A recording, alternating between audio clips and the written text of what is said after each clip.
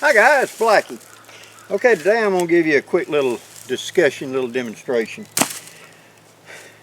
Whenever you're going to fly a tarp, that means I've got a tarp up on a ridge line, but I'm not going to stake it to the ground. I'm going to bring it out here at a high setting so I get plenty of air, plenty of ventilation, etc. Let's say I have cut a pole to utilize with this. Maybe I've got just a lucky tree sitting here I can tie to, but maybe I don't on one. I've got to cut something to do it. Here's a tip of trick for you. When you cut a sapling, pretty good size, 6-7 feet, it's always going to be bigger at the bottom than it is on the top. Now, what I prefer to do is to take the top and sharpen it to a point and put the thick end to the top. There's a reason. As you know how a bow and arrow works, it has to be tillered, which means it evenly bends. Otherwise, the thick end of the bow is not going to bend as much as the thin end. Well, that's true when you've got just a sapling you've cut. The bottom end of it's thicker and doesn't want to bend, so that end's stiffer. The top end is thinner and it does want to bend. So if I turn it upside down and put the thin end down, I've got the stiff end up here holding. The bottom end is now stuck to the ground. I'm going to sharpen a point of it and tap it in the ground. And the top end, which is thicker, doesn't want to bend. So my pole doesn't bend as much. Okay? You ever put up a real thin little pole up there to do it, and the pole would actually bend when the wind hits, and you couldn't keep your tarp sitting right because the pole was bending? Put the big end up and the little end down, and it should be stiffer that way and therefore not bend as easy. The other thing we want to talk about right quick is the quick deploy Guideline. I know you thought I was going to say ridge line because they're always talking about ridge lines. This is a quick deploy Guideline like I use. Now what it is I have taken a tent stake, and these could be those plastic stakes, whatever, and I put 10 feet of number 36 bank line on. I could use thinner line. And then I've made about a 4-inch loop with a toggle on it. Now that loop is important. What this means is I wrap it around my tent stake, and the last thing I do is I take it and I push it down inside and it'll hold it. So it doesn't come apart, doesn't come out in the pack. The other thing, it keeps my lines nice and straight.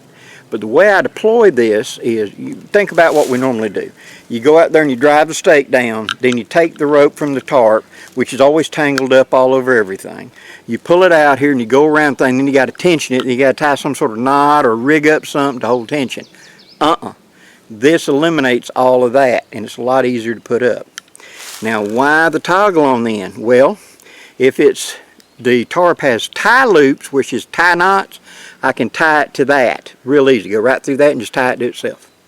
If it is a grommet, I just take the loop, go up through the grommet, fold over, hook that right there so it doesn't fall down on me, hook that, put this up through the grommet, fold it over, and then put the toggle on it like you would do a button, like that.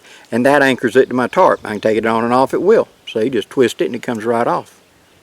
On the other hand, if I've got those thin little loops you'd see on a lot of tarps today that were really made for tiny little carabiners, this goes right through just as well. I go through and I just hook back to itself. So it's 3 different connection methods from that one little loop right there. Plus, if I'm going to stake this to the ground, and I'm going to be hooking the loop that's already in it, and I'm just staking it to the ground, I don't need all this Guideline. My Guideline stays up here, and then it stays pushed down in there. So I can drive this in the ground just like that and hold it to the ground without interfering with this, and I got a nice soft something to grab to pull out of instead of that hard metal.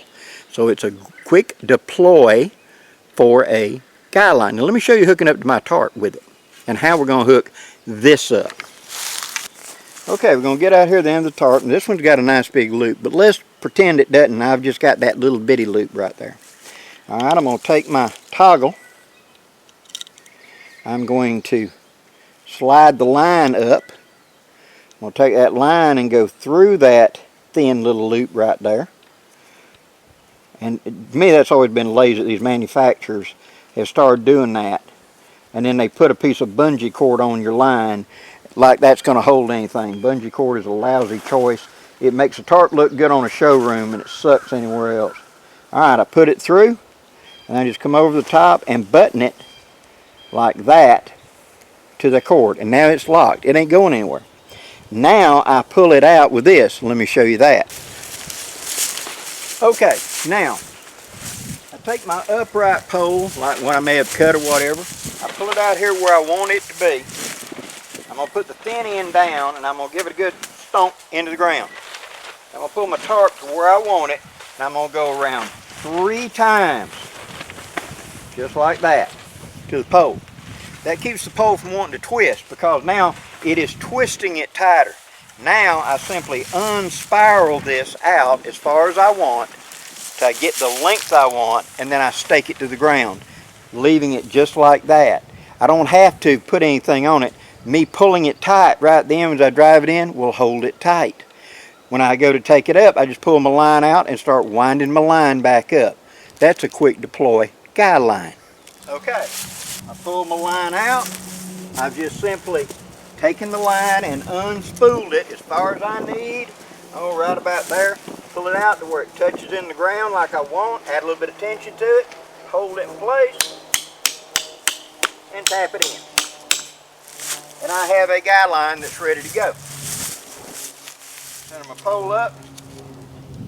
Just like that. Give it a little tap there on the bottom, that point I talked about. That keeps the bottom from wanting to slide out. And the fact that the line is wrapped around it, if the tarp wants to lift up, it goes together. As opposed to, if you just went around it one time, it could lift off the pole and then go to flapping like crazy. This way they're together. And also, if a major gust of wind, like a out of the blue 50-mile-an-hour wind hits, you know, storm's coming in, you wasn't planning on it. When it hits, that'll give. That'll lean over rather than tearing up your tarp, which those tarps are a whole lot more expensive. I don't mind getting a little bit wet as long as my tarp didn't get destroyed. You understand what I'm saying? If it's a choice between it tearing the tarp or me getting a little bit wet, I'll get a little bit wet. Hope you've enjoyed this little tip or trick, guys. Love to share stuff with you. If there's anything else I can do or some other topic you'd like me to delve into, put it down there in the comments. I'd appreciate it. Till next time, guys, I'm Blackie wishing you safe journeys. Have a great day, guys.